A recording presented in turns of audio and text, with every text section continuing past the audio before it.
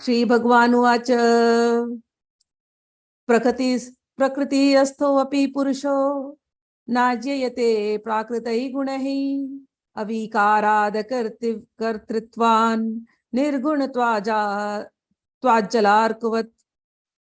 भगवान कहते हैं माता जी, जिस तरह जल में प्रतिबिंबित सूर्य के साथ जल के शीतलता, चंचलता आदि गुणों का संबंध नहीं होता, उसी प्रकार प्रकृति के कार्य शरीर में स्थित रहने पर भी आत्मा वास्तव में उसके सुख दुखादि धर्मों से लिप्त नहीं होता, क्योंकि वह स्वभाव से निर्विकार, अकर्ता, अगुण और निर्गुण है।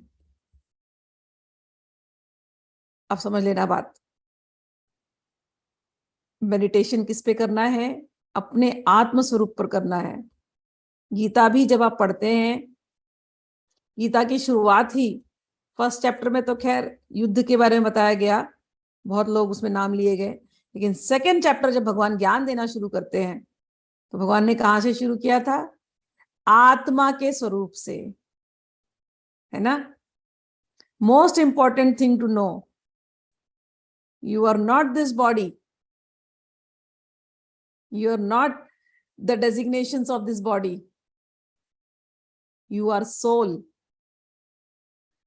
मैं मेरेपन का जो आपने जो संबंध बना लिया है, अहमता ममता, ये आप नहीं है। आप शुद्ध आत्मा हैं, आप परमात्मा के अंश हैं। इस बात पर ही हमेशा रहना, हमेशा इसी बात पर मेडिटेट करना।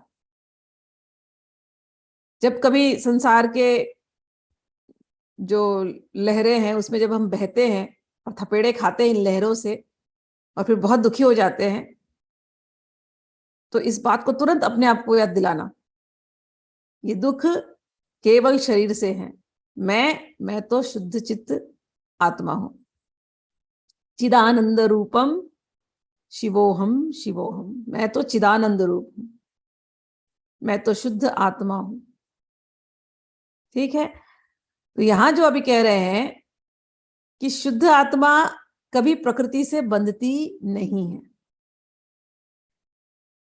और एग्जाम्पल दिया कि जैसे सूर्य चमक रहा है ऊपर, अब सूर्य का रिफ्लेक्शन जल में पड़े, अब जल में रिपल्स है, वाटर के अंदर रिपल्स है, तो क्या वो रिपल से वो सूर्य को कुछ हो रहा है? क्या वो प्रतिबिंब को हो रहा है? सूर्य को कुछ नहीं हो रहा।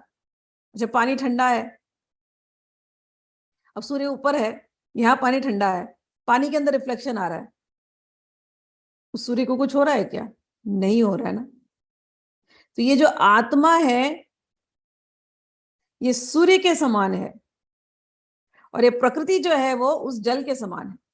इसमें ऊपर रिपल्स हो रहा है प्रकृति पे। ये बॉडी तुम्हारी जो है ना, ये जो जाने वाली है, ये प्रकृति जो तुम्हारे जीवन की जो घटनाएं हो रही है इस समय, जो तुम लोग आप लोग जो झेल रहे हो, ये सब प्रकृति है। ये सब प्रकृति मतलब वो जल के ऊपर रिपल्स के जैसे है।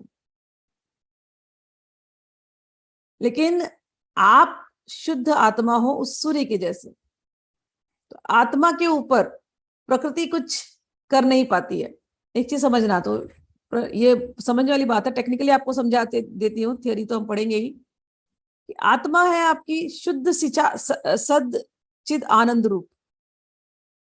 आत्मा का स्वरूप सच्चित आनंद, pure consciousness, pure bliss, absolute truth, यही आप हो। ये बार बार अपने आप को याद दिलाना। इसके ऊपर एक सबकॉन्शियसनेस है, उसके ऊपर और एक कॉन्शियसनेस है, कवरिंग, 3 कवरिंग है इसके ऊपर। वो जो सबकॉन्शियस माइंड जो होता है उसमें जाकर के, कॉन्शियस माइंड मतलब अभी हम जागे हुए हैं, मैं बात कर रही हूँ आप लोगों से, आप लोग सुन रहे हो, ये कॉन्शियस माइंड में मैं कर रही हूँ। मैं जो आपको अच्छी बातें बोल रही हूँ, हम लोग भागवत पढ़ रहे हैं, ये कॉन्शियस माइंड से आप सुन रहे हैं। और इसकी जो अच्छी बातें हैं जो अच्छी फीलिंग है वो आपके सबकॉन्शियस माइंड में जाकर के जमा हो रही है, केवल सबकॉन्शियस माइंड में, आपके आत्मा पर नहीं जमा हो रही है, उस सबकॉन्शियस माइंड में जमा हो रही है। इवन दो आत्मा इज कॉन्शियस, लेकिन बहुत पतली सी, मतलब महीन सी एक डिफरेंस है इसके अंदर। अब क्लास होने के बाद आप किसी को मिले, कोई आपके पहचान वाला गया, उससे आपका बड़ा झगड़ा हो गया, खूब झगड़ा। अब झगड़ा जब होगा तो उसकी वो जो दुखद फीलिंग है आपने कॉन्शियस माइंड से ली, आपके सबकॉन्शियस माइंड में जाकर के जमा हो गई। यहां से कहीं बाहर गए, क्लास के बाद कहीं ड्राइव पर निकल गए, ड्राइव पर गए और रात है, दिखाई नहीं दिया, कहीं जाकर के कोई शराबी आया, उसने आपको ठोक दिया, गाड़ी एक्सीडेंट, चकनाचूर। अब आपको डर लग गया कि अरे रात को ड्राइविंग नहीं करना। तो जो डर वाली जो फीलिंग है वो आपके कॉन्शियस माइंड से आकर के वो फीलिंग सबकॉन्शियस माइंड में चली जाती है। बस वहीं पर आत्मा वहीं सूर्य रूप में बैठा है, उसको कुछ नहीं है, लेकिन वो सबकॉन्शियस माइंड वो खराब हुए जा रहा है।